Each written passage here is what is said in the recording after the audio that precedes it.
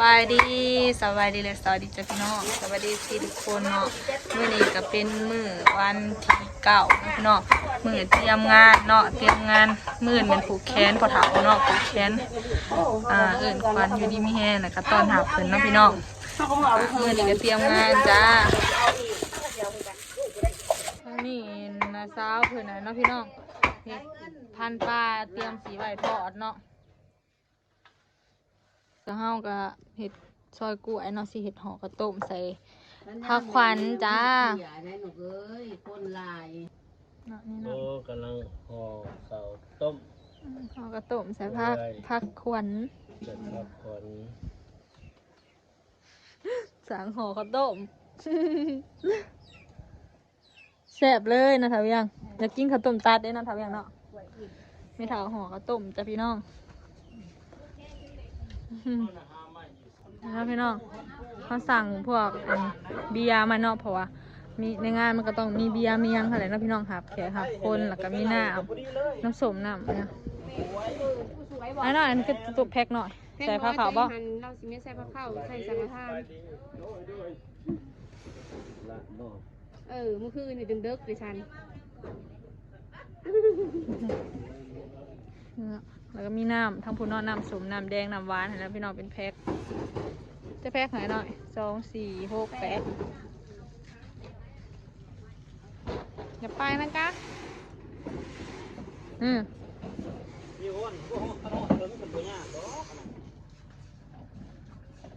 บังคับยังมองครับเจ้าไหนก็จะสีตำงานเจ้าไหนโลอันนี้ก็ทอดปลานะพี่น้องนะสาวแคททอดปลาแบบตะแสบแห้งเพราะว่าเขาหิวข้าวเนาะมันก็เลยเป็นตะแสบ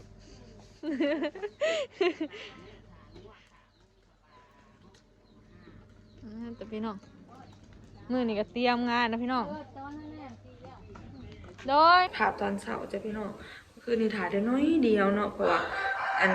เมื่อวานนี่ได้ถ่ายได้น้อยเดียวเนาะเพราะว่าเช้าแค่นะคะเอาเนาะเอาร้านเนาะแล้วก็บ่ได้ลงไปถ่ายคลิปเนาะเพิ่นแอบแล้วก็เช้าแค่ก็เที่ยวไปเที่ยวมานึงแล้วก็เมื่อยนะพี่น้องก็เลยบ่ได้ถ่ายบ่ได้ก็สิลงไปตักบาตรเนาะเพราะว่าตอนเช้ามีเฮ็ดสังฆทานแล้วก็ตอนแรกมีเฮ็ดผูกแขนผู้เฒ่าเนาะพี่น้องเดี๋ยวสิลงไปกันเลยเนาะมีไปไกลๆในเฮือนนี่เนาะแล้วพี่น้องตัดผ้ามันตอนนี้เขาก็ลงหัวลงไว้เนาะนี่มีผ้าขาวเนาะผ้าขาวเฮ็ดสังฆทานเนาะแล้วเราจะเอาให้ลากก็ได้ไหมเรื่องพี่ก่อนนะแล้วนะ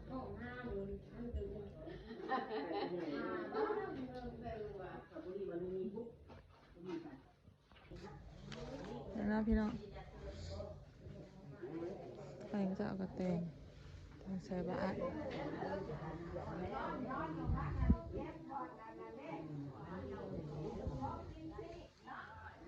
แล้วพี่น้องเตรียมเห็ดเนื้อหน่อย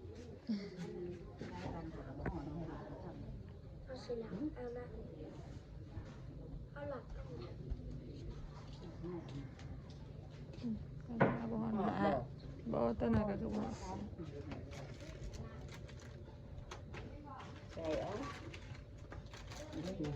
ตัวแรกที่เอาก็เอาดอกไม้เงินตื่น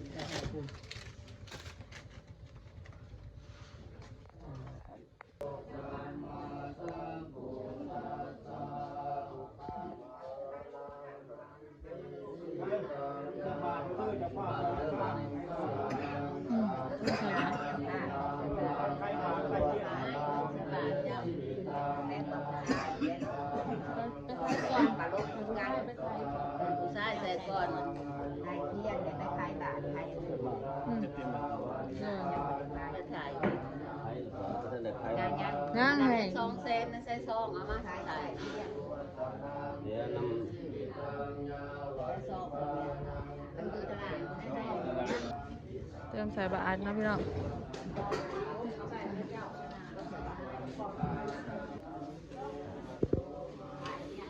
พี่น้องไปนะแม่ไปใส่นะแม่จะ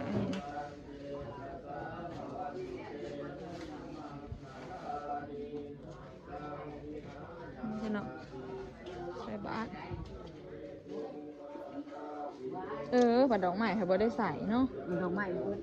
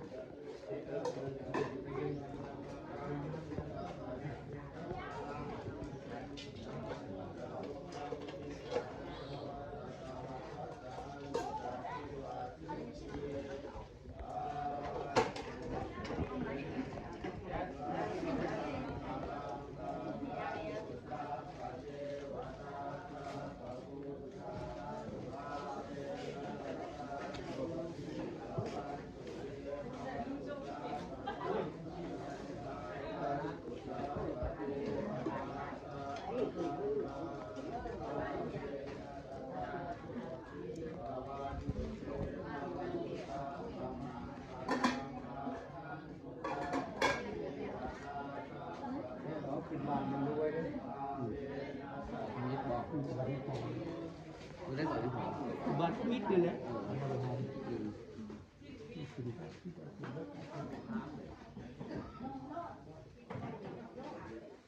เรื่องของเรื่องเสียใจ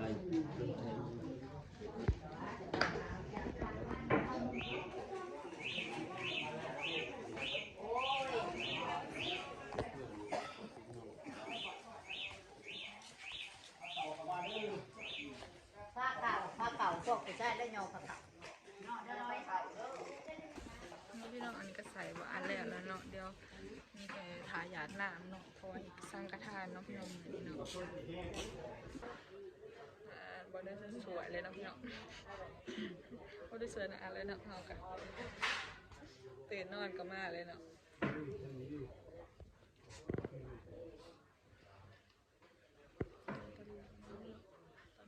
ใส่บ้านแล้วมีแต่ทายาน้ำเนาะ เดี๋ยวเมื่อเราบาทก็ขึ้นมาดื้อ เห็นร้านเจลดูครับร้านน้ำมัน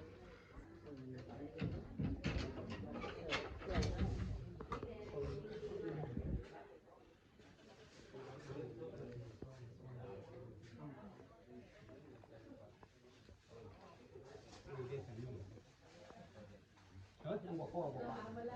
ซองซองเด้อซองเด้อเห็ดคนยังเห็ดอยู่ ช่องเอาใส่ในกระถางช่องนี้ เสีย เ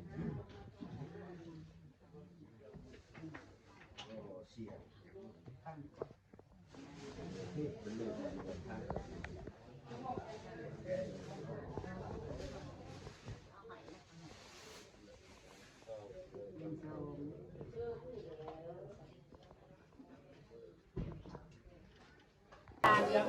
นะเวลาแล้วจะมาเองว่าลงโพสต์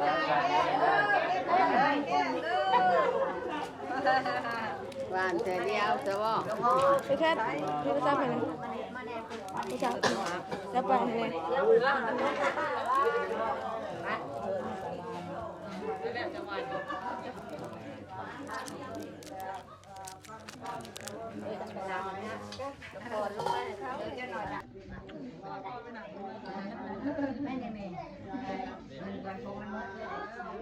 ทางว่ามาเพื่อนมาโลให้มาเข้ามานำลาน